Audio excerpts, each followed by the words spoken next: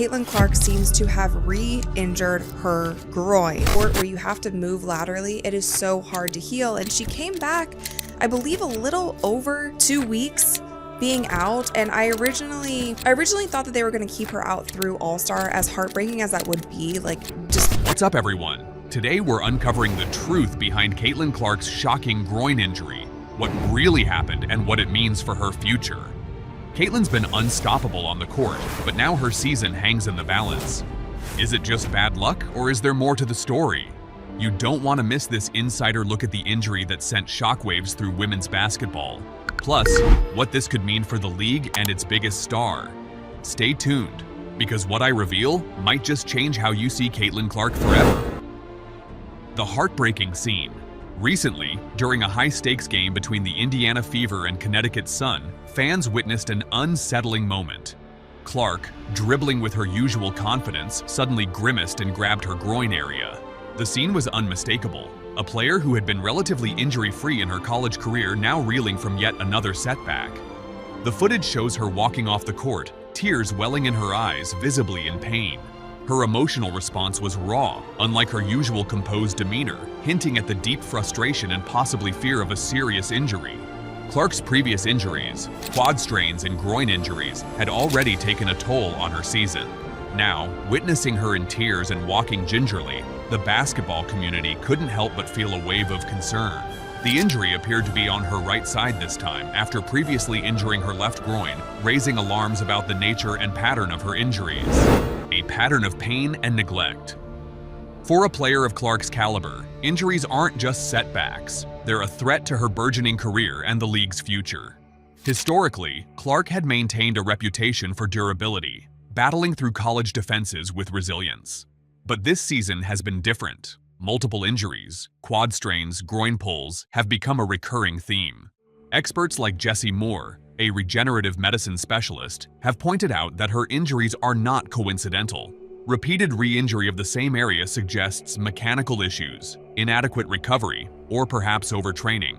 The fact that Clark returned to play just over 2 weeks after her initial injury raised eyebrows. Caitlyn Clark seems to have re-injured her groin. So I'm just going to show you guys the clip. So as you guys can see here, she is dribbling down, she plants her foot, she passes the ball to Kelsey Mitchell on the back door, and then when she is running back on the other end of the court, it seems like she's grabbing her groin area. Now it also seems like she's grabbing her right groin area and her last... Would she have been better off resting longer? Could rushing her back into action be contributing to the re-injury? These questions point to a deeper issue within the league's management of player health and injury treatment. When the league's top star is repeatedly sidelined, it's a red flag about the league's priorities and medical protocols, officiating and physicality. An unforgiving landscape. Adding to Clark's woes is the brutal physicality she faces on the court. The game's officiating has come under heavy criticism, with fans and players alike questioning whether the referees are equipped or willing to protect players from aggressive, sometimes borderline fouls. Footage from recent games reveals egregious missed calls, body checks, elbows, and even punches that go unpunished.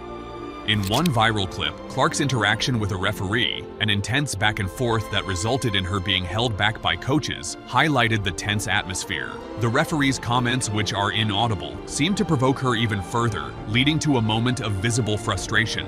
Clark's brother publicly called out the officiating, accusing referees of bias and poor judgment. This ongoing saga of missed calls and questionable physicality isn't limited to Clark.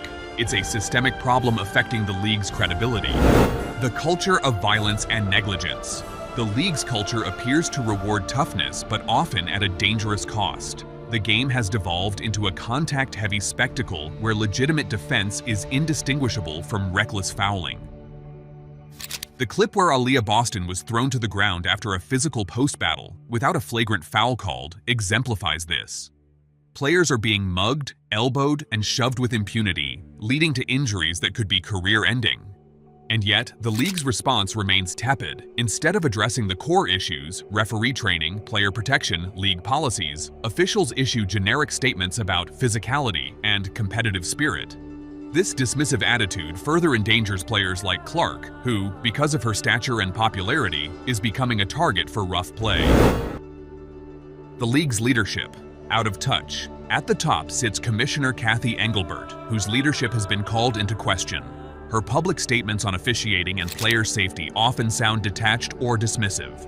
Meanwhile, reports of frustration among NBA owners over the league's financial performance and growth prospects paint a grim picture. Some league insiders suggest that the league's focus on marketing fluff and superficial growth strategies is diverting attention from the urgent need for structural reform. Clark's injury and the league's seeming inability or unwillingness to protect her symbolizes a broader crisis.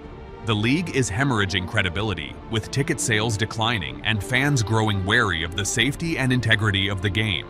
Groin injury was supposedly on the left side, but this was honestly, I'm not going to share this whole clip because I don't know how much she wants the video of her basically crying on the court to be circulated around, but she walks down to the end of the court. You can tell that she's in pain. You can tell that there's something wrong. She goes to the, what's it called, like stanchion or whatever, the thing that... For example, in Indiana, ticket prices for the All-Star Game have plummeted to just over $60, reflecting waning interest, an alarming trend for a league desperate to grow. The financial and cultural toll. Clark's injuries aren't just about her health. They're emblematic of an entire system in crisis. Her being sidelined from the All-Star Weekend, where she was slated to participate in the three-point shootout, is a significant blow. This event was supposed to showcase her talent in front of her home crowd, but now it's in jeopardy. The league's failure to safeguard its star risks alienating fans and sponsors who see the sport's potential but are discouraged by the recurring injuries and poor officiating. Moreover, Clark's outspoken support for player rights, wearing shirts demanding fair pay and better treatment, has further alienated her from league authorities. Despite her efforts to stand with her teammates and advocate for reform, her injury and the league's inaction threaten to diminish her influence and undermine her role as a trailblazer. A moment of reflection. As Clark's season hangs in the balance, the question persists. Will the league rise to the occasion and implement meaningful change? Or will it continue down a path of superficial progress, risking further damage to its reputation and players? One thing is clear. Clark's injury is more than just a physical setback. It's a clarion call for accountability, reform, and respect for the athletes who dedicate their lives to this sport. The league's survival depends on recognizing that protecting its stars isn't just good PR, it's essential for the game's integrity and growth. Caitlyn Clark's recent groin injury symbolizes the fragility of women's professional basketball's current state. It exposes a culture of neglect, dangerous play, and leadership that's out of touch. For Clark and her peers, it's a fight not just for health, but for respect and safety. For the league, it's a stark reminder that without fundamental reforms, the future of women's basketball remains at risk. A game played with talent, passion, and potential, but marred by systemic flaws that threaten to overshadow its brightest stars.